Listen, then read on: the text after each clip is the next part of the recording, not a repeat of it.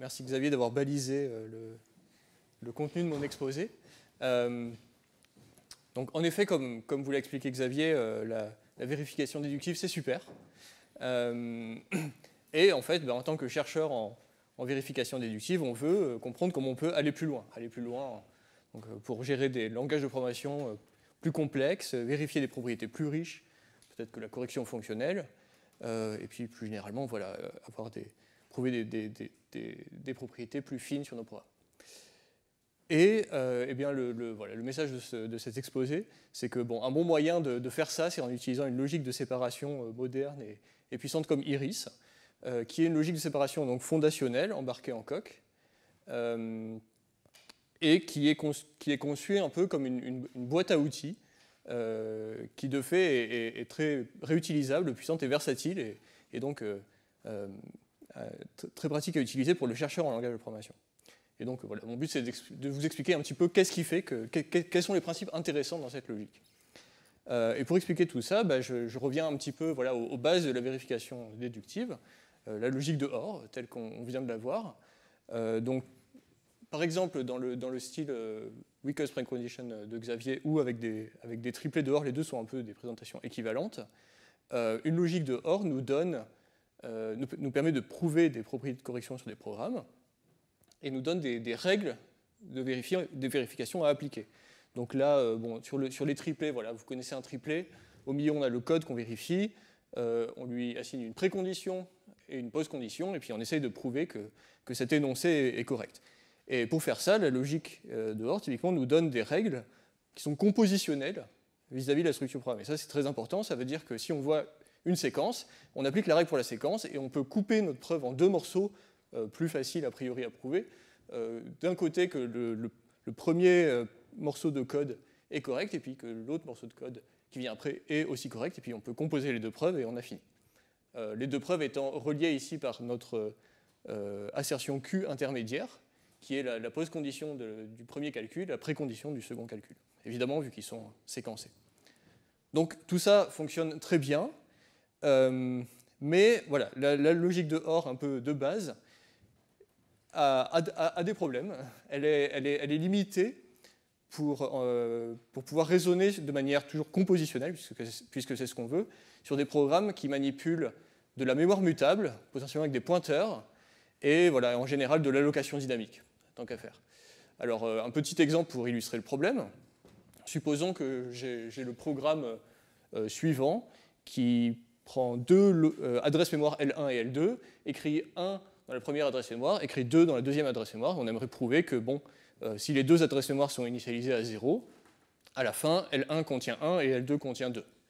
Le point d'exclamation ici, c'est la déréférence, donc c'est lire dans l'adresse mémoire. Bon, c'est une séquence, donc on va appliquer la règle de la séquence, n'est-ce pas? Voilà. Du coup, on inspecte la première assignation. Assigner 1 dans L1, ça veut dire que L1 vaudra 1, très bien, et puis on fait pareil pour la deuxième. Et on a fini la preuve. Malheureusement, ce raisonnement est faux. Il est faux si L1 égale L2, ce qui peut a priori arriver, d'accord, on n'a pas dit le contraire. Dans ce cas, à la fin de l'exécution, L1 valant L2, en fait, les deux, quand on lit, on lira 2. Bon. Donc, on n'a pas vraiment prouvé ce qu'on voulait, a priori, mais bon, on peut se dire qu'on n'a pas envie vraiment de traiter le cas L1 égale L2, donc on va juste rajouter L1 différent de L2 en précondition, et puis maintenant, cette preuve est correcte. Certes, mais en fait, faire ça ne passe pas vraiment à l'échelle. Si maintenant, on ne manipule plus des adresses mémoire individuelles, mais par exemple juste des structures de données, par exemple une structure de données de liste, on sera amené à écrire que, en précondition, par exemple, on a une liste à une certaine adresse mémoire, donc c'est un prédicat qu'on peut définir inductivement sur le contenu, la liste des valeurs stockées en mémoire, qui est XS ici. Bon.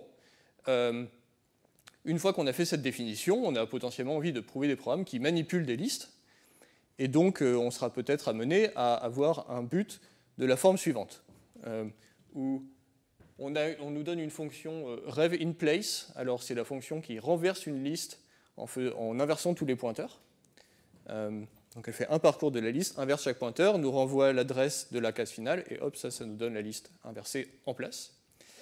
Et peut-être que par la suite du programme, on aura besoin d'une autre liste L2, mais pour l'instant, on ne fait rien dessus. Donc, même histoire que tout à l'heure, on applique une opération qui travaille sur notre première liste L1, et on a envie de dire que, après avoir appliqué cette opération, la liste L1, enfin, le résultat est une liste à l'envers. Bon. Est-ce que ce triplet est correct? Est-ce qu'on peut le prouver? Encore une fois, la réponse est non. Bon, déjà, on a toujours le même problème que L1 pourrait être égal à L2, mais même si on interdit ça, on a un problème plus grave, qui est que, même si les adresses de départ des listes sont différentes, elles pourraient en fait se retrouver à partager des cellules en mémoire, auquel cas, renverser en place la liste L1 a un impact sur la liste L2. En fait, probablement casse le prédicat isList L2 de XS2. Donc là, on a un problème. On avait envie de dire qu'on raisonnait uniquement sur la liste L1 et puis on a une liste L2 qu'on utilisera plus tard.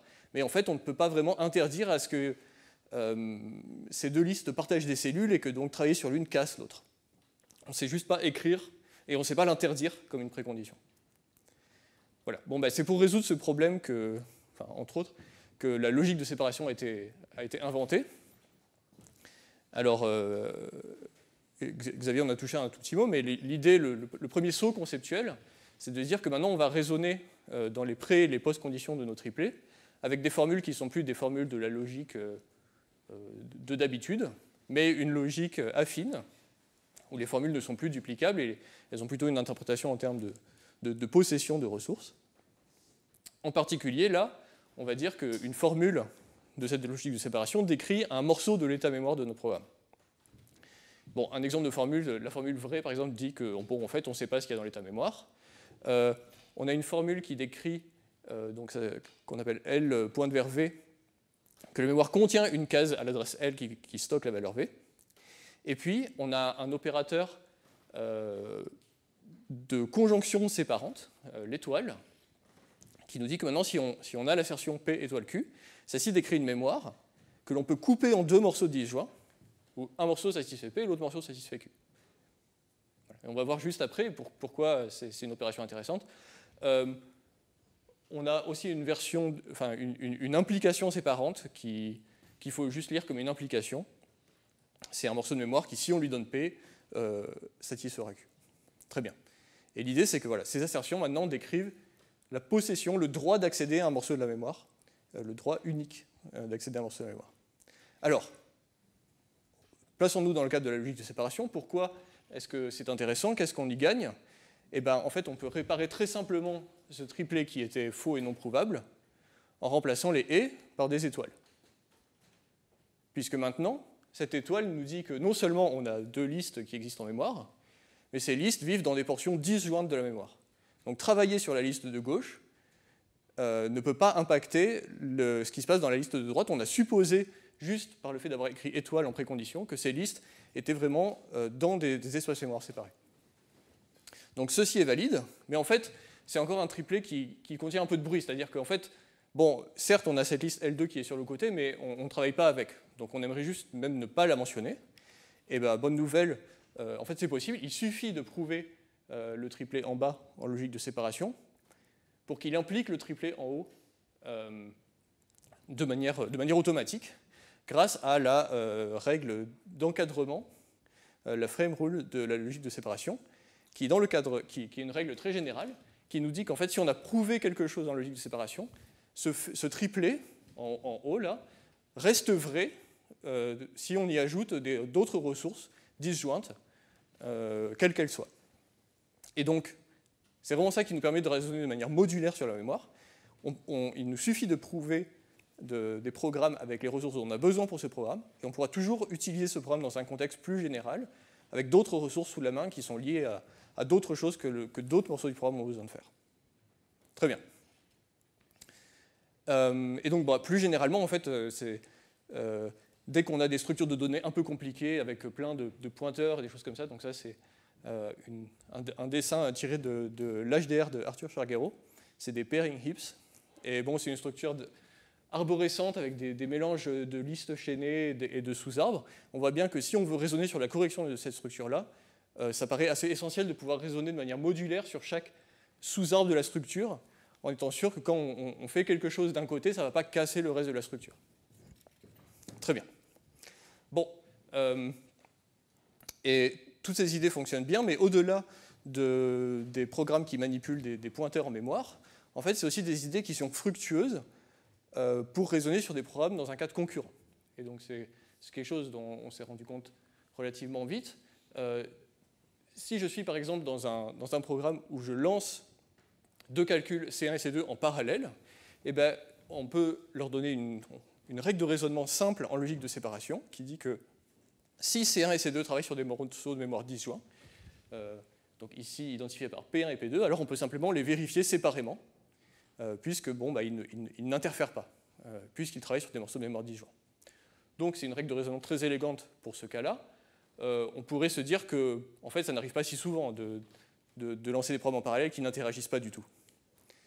En fait, cette règle est un peu plus générale que ça, puisque une fois qu'on a ça, c'est pas si dur d'étendre la logique pour parler aussi de mécanismes de synchronisation entre ces deux threads, par exemple pour parler de verrous qui permettent, eux, d'avoir un accès synchronisé et une ressource partagée. Alors, l'idée ici, c'est que quand on utilise un verrou, les deux threads se mettent d'accord pour prendre le verrou à chaque fois qu'ils veulent faire quelque chose qui appartient à cette section critique partagée. La manière d'exprimer ça en logique de séparation est assez élégant. On peut décrire que l'on a un prédicat isloc M grand P qui décrit que M est un verrou qui protège une certaine ressource partagée grand P. Et ça, P peut être une assertion de logique de séparation de notre choix. Elle décrit les ressources dont on a besoin pour pouvoir travailler dans la section critique. Cette assertion est duplicable, on veut pouvoir la donner à tous les threads pour qu'ils soient tous au courant que le verrou existe.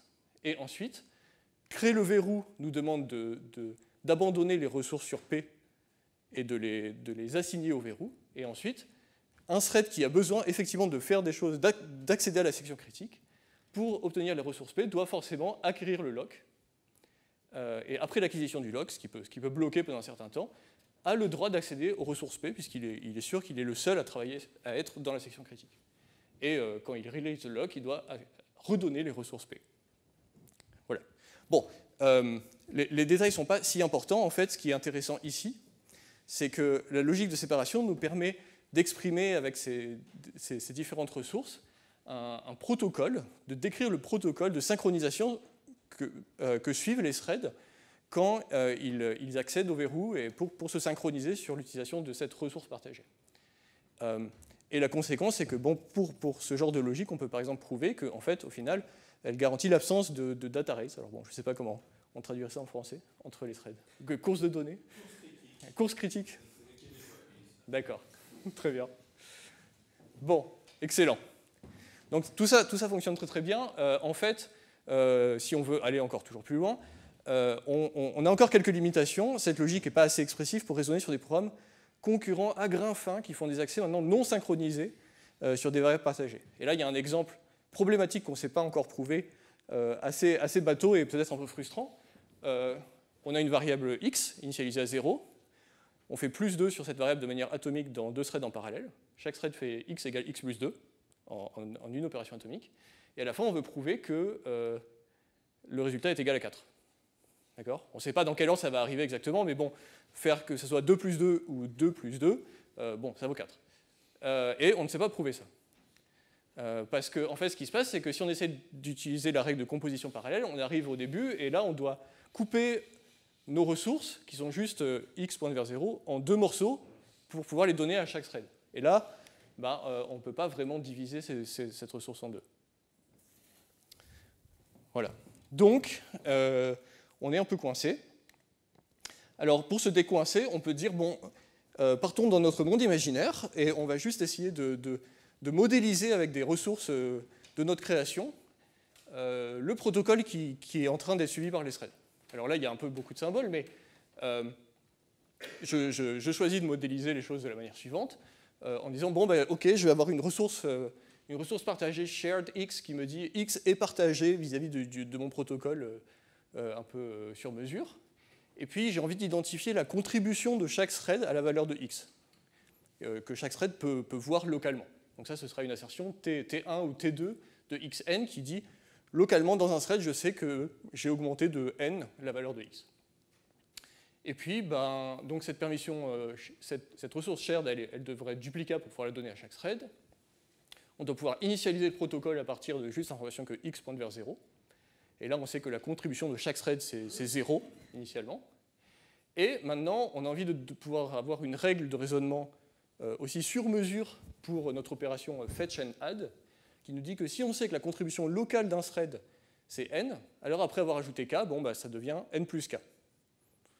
Et puis finalement, quand on a fini, on doit pouvoir prendre tous nos prédicats, toutes les informations que l'on a collectées, lire la valeur de x, et obtenir que la valeur de x, c'est la somme des contributions locales de chaque thread. Bon, ok. C'est les ressources de mon invention pour l'instant, mais elles permettent de finir la preuve. Alors, comment ça marche? Ça, c'est comme tout à l'heure. Maintenant, j'applique ma nouvelle règle qui me dit que en fait, je peux transformer x pointe vers 0 en cette collection de ressources custom. Je les coupe. Maintenant, j'en ai plusieurs. J'en ai une qui va aller dans le thread numéro 1, qui est T1 de x0, plus le shared que l'on peut donner à chaque thread. De la même façon, le thread numéro 2 aura T2 de x0. Donc, initialement, chaque thread sait que sa contribution, c'est 0. Chaque thread fait plus 2. Il sait maintenant que sa contribution individuelle, c'est 2. Et à la fin, on prend toutes les ressources, on les remet ensemble, et on applique notre règle finale pour nous dire que tout ça vaut 4. Bon, super. Maintenant, la question, c'est ces prédicats que j'ai inventés, est-ce que c'est correct d'étendre la logique avec ces prédicats? D'accord? Pour l'instant, c'est de la modélisation. Est-ce que j'ai le droit de faire ça? Si je le fais, quelle garantie j'obtiens de la logique? Plus généralement, est-ce que ces prédicats que j'ai inventés, en fait, on pouvait inventer quelque chose de plus général qui ne soit pas aussi spécifique à cet exemple particulier? Je n'ai pas envie d'étendre ma logique de raisonnement pour chaque nouveau programme que j'ai envie de vérifier. Bon, et en fait, c'est un peu les questions qui ont mené le développement de pas mal de logiques de séparation concurrentes au fil des années, avec une généalogie capturée par Ilya Sergey, d'ailleurs, que je remercie pour le dessin. Donc c'était un peu le bazar. Chaque année, il y avait une nouvelle logique de séparation concurrente avec des nouveaux principes toujours plus puissants pour raisonner sur des problèmes. Et heureusement, tout ça a finalement un peu convergé vers Iris en bas du diagramme. Là. Et les trucs qui en fait, sortent de Iris, c'est plutôt des applications de Iris que des nouvelles versions. Mais donc là, on est sur Iris 3.0, qui a réussi à synthétiser à peu près tout ça en des principes de base les plus élémentaires possibles, qui suffisent pour faire tout ce qu'on veut. Et donc, Iris, c'est quoi? Iris, c'est une logique de séparation très expressive, d'ordre supérieur, ce qui nous permet de raisonner sur plein de programmes un peu complexes, mais aussi d'énoncer des principes de raisonnement réutilisables. C'est une logique concurrente qui permet de parler de concurrence à grain fin, donc le genre de programme qu'on a vu juste avant. C'est une logique qui est indépendante du langage. Elle est construite avec plein de briques que l'on peut instancier spécifiquement pour le langage de programmation qui nous intéresse, mais ce qui fait qu'on peut redéployer la logique pour parler de plein de langages de programmation différents avec des caractéristiques différentes. C'est une logique qui est bâtie sur un nombre de concepts relativement petits et très généraux, ce qui fait qu'elle est très expressive, elle peut être redéployée dans plein de contextes. Et au final, c'est une logique qui est embarquée en coq, donc tous les gens qui utilisent Iris font des preuves mécanisées en coq, et on est bien content parce que c'est quand même une logique compliquée. Bon, et du coup, elle est suffisamment expressive pour vérifier que 2 plus 2 égale 4 avec notre exemple. Donc, comment ça marche? L'ingrédient numéro 1 que nous donne Iris, pour du coup instancier nos prédicats shared et TI de xn, c'est la notion d'invariant logique. Donc, c'est un nouveau type d'assertion de la logique, R dans une boîte, qui est un invariant, qui affirme donc que R est vrai, maintenant c'est une ressource qui est vraie à chaque étape du programme. On peut penser à ça comme étant une boîte dans laquelle on a mis R, et maintenant tout le monde si on a R, on peut le mettre dans la boîte. L'information que la boîte existe est partageable à tout le monde, donc l'invariant, l'assertion d'invariant, on peut la dupliquer librement et la donner à tous les threads que l'on veut. Par contre, maintenant, si on veut accéder aux ressources à l'intérieur, on a le droit de le faire pour une étape atomique. Donc on peut ouvrir l'invariant pendant une étape, accéder aux ressources, et on doit le refermer juste après. C'est ça qui s'assure que l'invariant est vrai, effectivement, à chaque étape du programme sur tous les threads qui peuvent exister.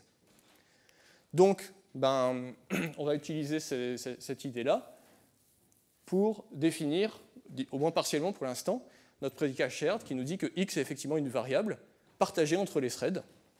Donc on va mettre la ressource pour x dans une boîte d'invariant qui dit, bon, x, on a la possession sur x et puis il pointe vers un certain entier n. Comme la valeur peut changer au cours de l'exécution, on la quantifie juste existentiellement pour le moment. La question qui reste, du coup, c'est comment pouvoir quand même raisonner un peu sur la valeur, sur cet entier, la valeur actuelle stockée à l'adresse mémoire x. À l'intérieur de l'invariant, elle est juste quantifiée existentiellement, mais chaque thread est censé pouvoir avoir au moins une vision locale de sa contribution à la valeur de n. Donc comment on relie ce qui est à l'intérieur de l'invariant avec ce qui est à l'extérieur? Et pour ça, on va utiliser le deuxième ingrédient que nous fournit Iris, qui sont une notion de variable fantôme exclusive, que l'on peut voir comme une notion de variable logique. C'est des variables qui n'apparaissent pas dans le programme que l'on vérifie, et que l'on peut modifier comme une étape de raisonnement logique, sans que le programme n'effectue de calcul. Alors pour capturer ça formellement, du coup, on a une nouvelle modalité qui est la grosse baguette magique, qui modélise juste une étape de raisonnement logique où on met à jour des variables logiques de notre état logique. Mais donc, un peu plus concrètement, la manière dont on va l'utiliser ici, c'est en permettant d'allouer une nouvelle variable logique qui vient en deux moitiés, ça c'est important, une moitié que l'on va stocker dans l'invariant et une moitié que l'on va avoir en dehors. Et l'idée c'est que ces deux moitiés sont synchronisées. À tout moment, elles sont censées pointer vers le même entier. Et donc on a des petits principes de raisonnement logique qui nous garantissent ça. Si on a deux moitiés de la même variable qu'on met côte à côte, on peut apprendre que leurs contenus sont égaux. Et on peut mettre à jour le contenu d'une variable comme une étape logique en stockant le même entier, n', dans les deux côtés. Et donc, il suffit de distribuer ces deux moitiés de variables logiques, une moitié dans l'invariant, en disant que maintenant l'entier, c'est forcément n1 plus n2, où n1 est la contribution du thread numéro 1, traquée par la variable logique gamma 1, n2 la contribution du thread numéro 2, traquée par la variable logique gamma 2, et chaque thread a droit à avoir une vue de la variable logique qui le concerne. Et j'essaie vraiment de me dépêcher. Ça nous permet en tout cas de conclure de prouver toutes les propriétés dont on avait besoin pour notre protocole, en particulier que fetch and addCon fonctionne bien. La preuve consiste à ouvrir l'invariant. On récupère tout un tas de bouts de variables logiques. On confronte les deux morceaux de la variable logique 1 qui nous apprend que, bon, initialement, en fait, n1 valait 0. À ce moment-là, vu qu'on a ouvert l'invariant, on a accès à la ressource pour x. On peut donc ajouter 2 à x. Et maintenant, il nous reste juste à mettre à jour notre état logique pour restaurer l'invariant. Ce que l'on peut faire en faisant une étape logique de modification des deux moitiés de la variable logique numéro 1. Et là, la preuve est finie. On peut refermer l'invariant et c'est bon. OK. Donc c'est ça l'essence de Iris. C'est nous permettre, quand on a un programme avec notamment des fils d'exécution différents qui coopèrent vis-à-vis d'un protocole qui est un peu sur mesure, qui est spécifique à ce programme-là, Iris nous permet de capturer dans la logique de séparation l'essence de ce protocole-là, en utilisant ces ingrédients de variables fantômes et d'invariants pour le connecter à l'état du programme. Et du coup, ça nous donne une méthodologie qui est qui est très générale et extrêmement versatile, qui nous permet de définir au cas par cas tous ces petits protocoles qui nous permettent de vérifier des exemples subtils et en général compliqués. Et ce qui est assez élégant, c'est que, comme je le mentionnais un petit peu avant, tous ces trucs-là sont bâtis sur un petit nombre de concepts unificateurs. En fait, la notion de variable fantôme et la notion d'invariant sont elles-mêmes des notions dérivées. Des notions dérivées par rapport à en fait, ces 5 principes fondamentaux. Alors bon, il ne faut pas tout lire, mais Ça, c'est les 5 principes fondamentaux de la logique de base de Iris, et tout le reste est construit par-dessus ça. Donc on a quelques briques de Lego, quelques principes de compatibilité et quelques lois sur ces connexions logiques, et c'est tout. Tout le reste est bâti par-dessus. Alors, dans la main de chercheurs en langage de programmation motivés et assidus, ces briques de Lego deviennent plutôt des constructions de type Lego Star Wars 7500 pièces. Mais, et à droite, j'ai mis le nom de autant de projets académiques basés sur Iris, pour parler de langages de programmation divers et variés, pour garantir des propriétés plus ou moins compliquées. Et en fait, ce qui fait qu'on a une profusion d'autant de projets, c'est pas seulement que les chercheurs en langage de programmation sont très habiles, c'est surtout parce que Iris est fourni comme un ensemble de bibliothèques Coq hautement réutilisables, et que du coup, en fait, on ne part jamais de zéro. C'est-à-dire, certes, j'ai montré la logique de base avec ses principes unificateurs, mais en fait, par-dessus, Iris nous fournit tout un tas de bibliothèques que l'on peut réutiliser, recombiner de différentes manières, tout en ayant l'assurance que si à un moment on a besoin de faire un truc vraiment très, très particulier, eh ben, on peut toujours revenir au stade de la logique de base et là faire un truc vraiment, vraiment custom. Et c'est ça qui fait que tout ça fonctionne, c'est qu'on a vraiment un développement qui est vraiment réutilisable. Ok, bon, je vais conclure tout de suite avec, en gros, une petite liste pour vous donner une idée justement de voilà, quel genre de propriétés on peut attraper avec tous ces protocoles de ressources un peu très customisables. Tout ça, c'est des travaux de la communauté Iris, mais pas forcément juste de moi ou Jacques-Henri. Mais voilà, pour l'exemple, on peut utiliser les ressources pour parler de complexité asymptotique en temps, où une ressource va dénoter le droit de faire un certain nombre d'étapes de calcul. On peut parler de systèmes distribués, où on va utiliser les ressources pour parler de l'état des nœuds, mais aussi des messages envoyés sur le réseau qui peuvent être potentiellement pas encore reçus par d'autres nœuds. On peut parler de programmes en présence de crash, où là, il faut raisonner sur le fait que le programme a bien écrit ses données sur disque, au cas où un crash arrive et sache récupérer l'état du programme après coup. On peut faire des preuves relationnelles sur des programmes probabilistes, notamment, ça c'est un travail assez récent pour parler, par exemple, de protocoles cryptographiques en application. Et donc, tout ça, c'est des travaux qui, au final, donnent une logique de programme pour vérifier des exemples de code concrets, mais on peut utiliser aussi Iris pour vérifier des propriétés d'un langage de programmation, par exemple, ou d'un système de type, comme le font les travaux sur Dot et Rust-Belt, où là, l'idée, c'est plutôt d'utiliser la logique de séparation pour donner une sémantique à ces systèmes de type complexe, montrer qu'ils garantissent bien les propriétés d'abstraction auxquelles on s'attendait informellement, mais qui sont souvent difficiles à capturer. Et une extension de ce travail qui est assez intéressant, c'est qu'en fait, non seulement on peut utiliser la logique de séparation pour capturer la métathéorie de langage de programmation, mais aussi d'outils de vérification. Par exemple, c'est ce qui est fait dans Rust on Belt, qui étend Rust-Belt avec une notion de spécification de correction fonctionnelle attachée au type. Et donc là, Iris sert à faire la métathéorie de l'outil de vérification Creusot pour Rust, et montrer que en fait, Creusot n'utilise pas la logique de séparation, parce qu'en fait, on arrive à montrer que le système de type de Rust s'occupe de la plupart des choses dont on a besoin, ce qui est assez cool. Et donc ça, c'est un projet de Jacques-Henri, sur lequel je collabore aussi. Donc si vous avez des questions sur Creusot et Rust on Belt, je peux essayer d'y répondre. Et voilà, je vous laisse avec ça. Merci de votre attention.